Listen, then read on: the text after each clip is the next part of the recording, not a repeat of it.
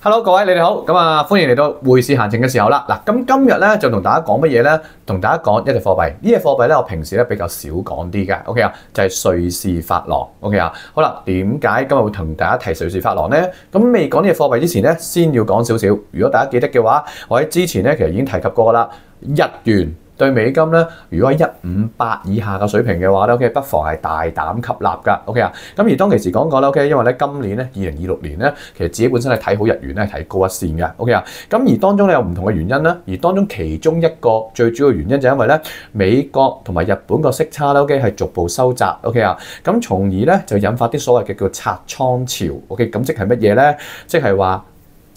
投資者平呢個之前嘅一啲叫套息嘅活動嘅交易 ，OK 啊，咁從而咧 ，OK 就令到啲資金就回流翻去日本本土 ，OK 啊，從而推高嗰個日元嘅匯價 ，OK， 咁呢個係其中一個即係主要嘅原因啦。咁我今日唔長解釋啦，因為我之前講日元嗰段片咧就已經非常詳細解釋咩叫套利交易以及所謂嘅叫拆倉潮噶啦 ，OK 啊，咁好啦，咁但係其實咧相同嘅情況咧。講真，唔係淨喺日元身上發生嘅 ，OK。另外有一個國家就係瑞士啦 ，OK。佢哋嘅國家貨幣瑞士法郎咧，亦都係受惠於同一個情況嘅。點解咧 ？OK 啊，嗱，因為咧冇錯，過去咧好多跨國嘅投資者 ，OK， 都係向日本嘅財團係借貸，因為以低息借貸買入高息回報，例如美國嘅一啲債券嘅定息產品 ，OK， 去套取中間嘅利差噶嘛 ，OK， 呢個就係我所謂叫利差交易啦 ，OK 啊，好啦，但係咧，其實自從上年6月 ，OK 啊，瑞士央行宣布降息0.25厘，正式將瑞士嘅利率跌到落去零呢個水平，即係叫零息國家 ，OK 嘅時候咧。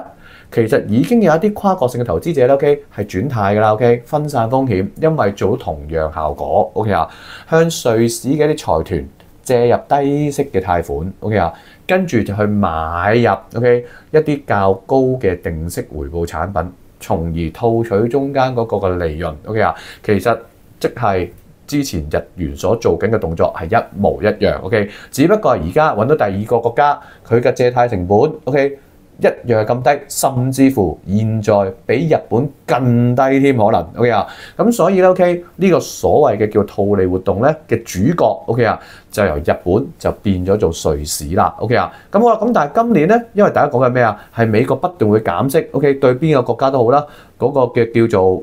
息差都會係收窄㗎啦 ，OK， 咁呢個拆倉潮咧 OK 自然當然會喺日本嗰方面出現，同時間亦都係會喺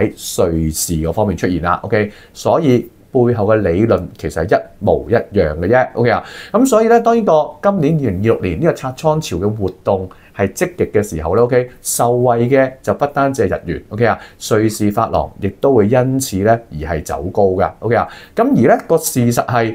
最近如果睇翻呢半年嗰個瑞士法郎對美元嘅走勢嘅話咧，你會發現有一樣嘢就係每次當個瑞士法郎咧 OK。我哋所講跌到落去0.8050附近嘅時候，即係對美金啦 ，OK， 1美金對0.8050瑞士法郎嘅時候咧 ，OK， 每喺呢啲位置咧，其實都會有不錯嘅支持嘅 ，OK 啊，而每一次喺呢啲位置上升咧，都能夠升到上去0.7900附近嘅位置嘅 ，OK， 嗱，因為日元咧因為瑞士法郎同日元一樣，都係間接報價嘅，即係話數字越細就代表 OK。瑞士法郎係升緊值 ，OK 嚇，因為講緊1美金換幾多錢瑞士法郎啊嘛 ，OK 嗱，現在1美金咧大概係換到0.7980嘅瑞士法郎，即係貼近0.80啦 ，OK， 但係每一次頭先講過啦，你都會見到 OK 去到0.8050附近咧都有強烈嘅買盤支持，每一次都能夠將瑞士法郎推升翻上去0.7900 ，OK， 即係每一次都有大概100幾200點嗰個嘅叫做即係空間同埋幅度嘅 ，OK 啊，咁我相信咧呢個 pattern 咧 OK 其實係會延續嘅，咁所以 OK 啊，如果有機會瑞士法郎又落翻去0.8050呢啲位置附近嘅話咧 ，OK， 大家亦都可以不妨咧係吸納嘅 ，OK 啊，咁每一次嘅目標